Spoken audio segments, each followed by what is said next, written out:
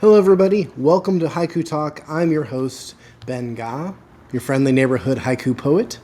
And today we're going to take a look at a piece from the latest issue of Prune Juice, which is a senryu journal, which means we're looking at a senryu today.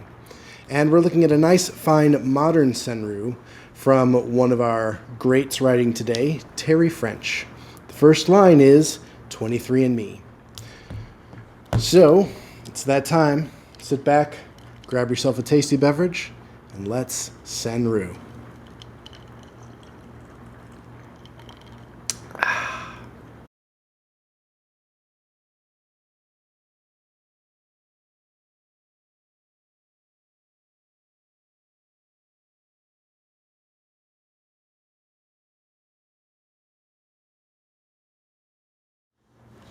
Welcome back, everybody. Good to see you, good to be with you again, and good to dig into another poetry with you on a new episode of Haiku Talk. And in this case, it's an episode of Senryu Talk, because we're looking at a senryu today from one of our greats, Terri French, from the latest issue of Prune Juice, a journal that she edited at one point in time. Her piece is really great, and I say it's a modern piece because it is a poem that only could have been written in the last couple years. Why is that? Well, let's take a look at it and we'll see. So the piece goes like this. 23andMe. Suddenly, I'm the middle child. 23andMe. Suddenly, I'm the middle child. It's a wonderful, wonderful piece, and it really hits home for me in a very personal way. But why I call this a very modern poem is that it has to do with that first line.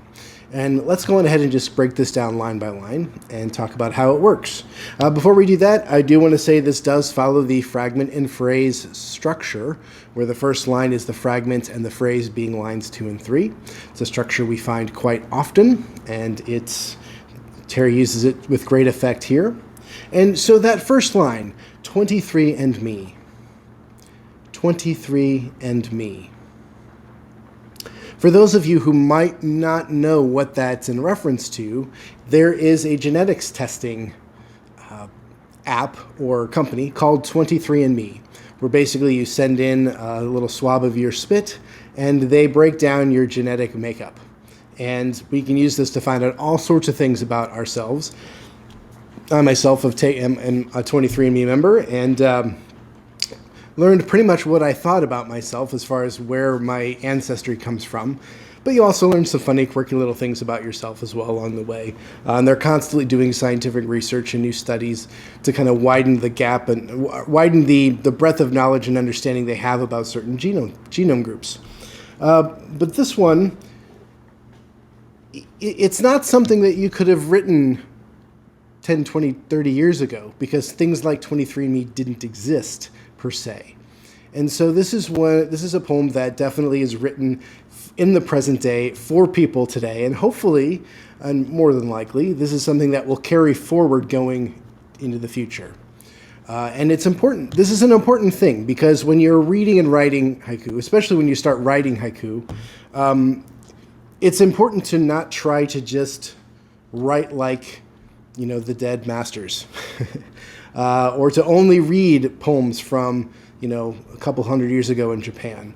Haiku, poetry and literature in general is a very living, breathing form. And you want to read your contemporaries. You want to read what's being written today. And if you're writing today, you want to write of today. You want it to be of the moment, of your point in time, of things that represent the culture that you're in. This isn't to say that you have to tie everything down. You don't want to make everything so branded that you really date yourself. But this one is nice because it's this idea of genetic testing, this idea of learning your who you are through your makeup is something that's going to only get more and more important and become more and more prevalent as we move forward in time. So that's why I wanted to bring that piece to your attention. And so when you start out with 23andMe, And notice that me is capitalized. The M in me is capitalized, which further emphasizes that this is some sort of something. It's a proper noun, a proper name of something. What it does is it for me, it put me right into the mindset of, oh, I'm doing genetic testing. I'm looking into my past. I'm curious. I want to know where I am. And I'm doing that again in the present moment. So the first line for me really grabbed my attention as to, oh, what is Terri going to do with this moment? Where's Terri going to take me? And let's go to that second line. The second line is, suddenly I'm. Suddenly I'm. So now we know you've taken genetic testing, you're looking at your results, and now that second line implies that you found something and it's changed. It's something that you weren't expecting. And it's great because it's setting up that third line, setting up the reveal, the completion of the phrase that pulls you to want to complete the poem, to find out exactly what we now know about this moment in time, what we know about from these test results. And so it's a good build towards line 3. And that line 3 is the middle child. The middle child. So suddenly, in this moment, you've taken this test, and your whole life, you've been raised as the firstborn. And as somebody raised as the firstborn, and the pecking order of a family, you're raised a certain way. There's certain things that come with being a firstborn, certain ways that parents have treated you, certain things that you experience that's different from being in a different pecking order of a family. And this is really the only real step in the family ladder, like of siblings, that's going to knock you off your post. Because if you're the youngest child and you find out that you have an older sibling that you didn't know about, you're still going to be the youngest. You just have more people above you. If you're a middle child already, or somewhere in that pecking order, and you find out there's yet another person ahead of you, that doesn't really change too much the dynamic of how you see yourself in the family dynamic. But when you're an oldest child, and you find out suddenly in life that you aren't the oldest child anymore, that's a little strange. It's a very strange realization. It really messes with your head. And I can attest to this myself, not because I found out this way on through 23andMe, but I did find out late in life, in my life anyway, that I do have a half brother that I didn't know about. That's another story for another time, but it is a very impactful moment when that realization hits. Oh, I'm not the oldest child. So thank Terri, you captured this beautifully. And it's a well-constructed poem, again, which grounds you in something in the first line, that fragment, and then the phrase just builds on the anticipation to get to that third line, which is the surprise, the reveal of what this genetic test finds, has unveiled for you about the truth of your family. And the thing about these tests is that, I know that if this is a true poem for Terri, and hopefully I'll get to talk to her later this week. But even if it isn't a true thing for Terri, it is a true thing for many people. And when you take these genetic tests and you see the family tree, or you see relatives pop up in strange places, it often unveils some family secrets. It brings to light things that people might have thought about or wondered about or questioned. Or it could do something completely different. I have some other friends whose, their daughter, they donated the umbilical cord to science. And then they found out later, during some genetic testing, that my friend found out, well, wait, this is showing me that I have another child. I have another direct sibling. Well, it turns out that there was somebody that needed to have some medical stuff done, and they used the stem cells from that umbilical cord in a treatment that treated this other person. And in doing that, that other person's DNA got rewritten or reshuffled around so that it now looks like they're a direct link to my friend. Mind-boggling. Mind-boggling. So you never know what you're going to find when you do one of these tests. It's a peculiar thing of the age that we live in that we now can do something like this.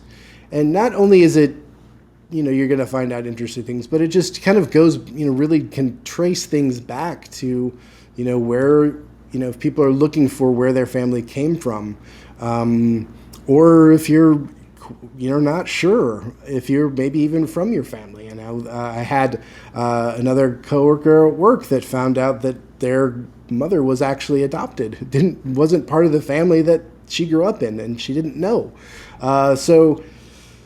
It's really interesting. It's a fascinating age that we live in. And this is a perfect example of a senryu that captures that moment of discovery in this day and age.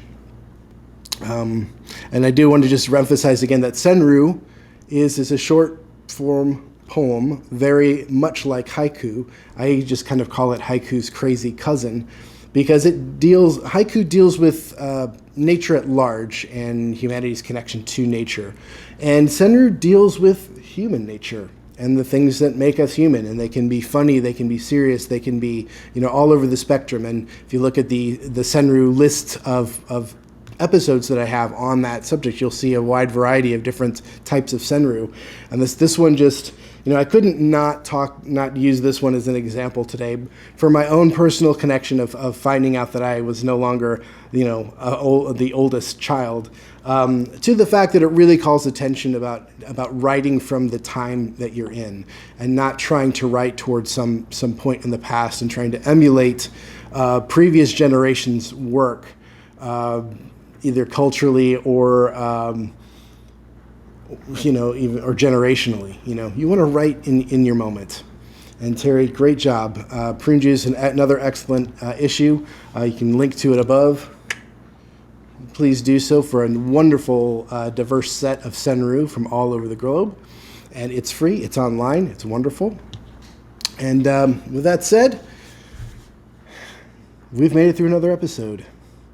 Thanks for tuning in. Thanks for sticking with me to the end. I hope you found this enlightening or enjoyable. If you have any genetic test stories or kind of related stories to this where you found out a cousin or a friend or somebody wasn't exactly who they thought they were in their family order, leave a comment below. It's always fun to kind of see these things. And that wraps it up. So thanks again. Do like this episode if you did enjoy it by clicking the thumbs up. If you're not subscribed to the channel yet, consider subscribing. It does help the algorithms to help this thing show up in people's search queries or recommendations. And it's always cool to have things this little channel pop up in weird spots in people's algorithms. And if you feel so inclined, ring the bell to get notified when these new episodes drop. You won't be notified like crazy. It's not going to eat up your inbox. It comes out about once a week. And that's it. So take it easy. Hope things are good in your life. If you're in your summer months, stay cool and stay dry. There's a lot of rain going around. If you're in your winter months, stay warm. And wherever you are, grab a tasty beverage and enjoy the rest of your day. Thank you.